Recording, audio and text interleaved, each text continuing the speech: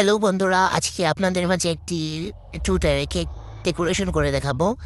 এই তো প্রথমে আমি একটি কেককে স্লাইস করে নিয়েছি। এখন যে ছোটো কেকটা যে উপরে হবে সেটাকে আবার স্লাইস করে নিচ্ছি। এখন আপনার দুটো একটা স্লাইস করে নেওয়ার পর এখন আমরা ডেকোরেশনে চলে যাব। এই তো মানে সুগার সিরাপ দিয়ে ক্রিম দিয়ে দিলাম। প্রত্যেকটা লেয়ারের মধ্যে ভালোভাবে ক্রিম দিয়ে দিচ্ছি।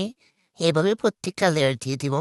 আর আপনারা যারা ভাবেন যে কেক বানানো খুব ইজি, এগুলো কষ্টহীন না, আসলে তা কিন্তু নয়। এটা খুবই প্যারা একটা কাজ, বাট করতে ভালো লাগে। আমাদের সবারই উচিত কোনো কঠিন কাজ হোক, সহজ কাজ হোক, সেটা মন দিয়ে করা। এরপর এখানে লাগিয়ে দিচ্ছিলাম। এখন ক্রামকুট করে রেখে দেবো। এখানে আমি 1 পাউন্ডের মধ্যে 2 তলা একটি কেক বানিয়েছি। কিন্তু এখন ক্রামকুট করছি, করে এখন এটাকে ভালোভাবে ফিনিশিং দিয়ে দেবো। চারদিকে ক্রিম লাগিয়ে নেবো। এরপর এখানে ভালোভাবে ফিনিশিংটা দিয়ে দিচ্ছি কেকের মধ্যে, যাতে চারদিকে ক্রিমগুলা লেগে লেগে যায়।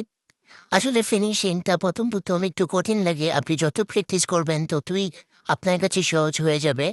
এই তো এখানে আমি ফিনিশিং ভালোভাবে দিয়ে দিচ্ছি যাতে চারদিকে সমান হয়। এরপরে নিচের লেয়ারে আমি হালকা পিঙ্ক কালারের একটা শেড নিয়ে বর্ডারে দিয়ে দিলাম। এখন আমি একটা স্পাইরাল দিয়ে চারদিকে জিগজ্যাগ ডিজাইনটা দিয়ে দিলাম। তারপর বোর্ডের মধ্যে সেট করে নিলাম এবং চারদিক মুছে নিলাম।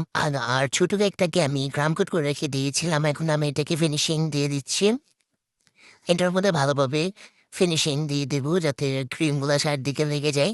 এখন আমি সেম আগের কেকের মতো এটারও নিচের বর্ডারে পিঙ্ক কালারের শেড দিয়ে একটা স্পাইরাল ডিজাইন দিয়ে দিচ্ছি, যাতে কেকটা সুন্দর দেখায়। তারপর উপরে একটু হালকা শেড দিয়ে একটি স্পাইরাল ডিজাইন দিতে, তারপরে এখানে আমি একটু স্ট্রো দিয়ে দিলাম। এই যে আমাদের কেকের ফাইনাল লুক।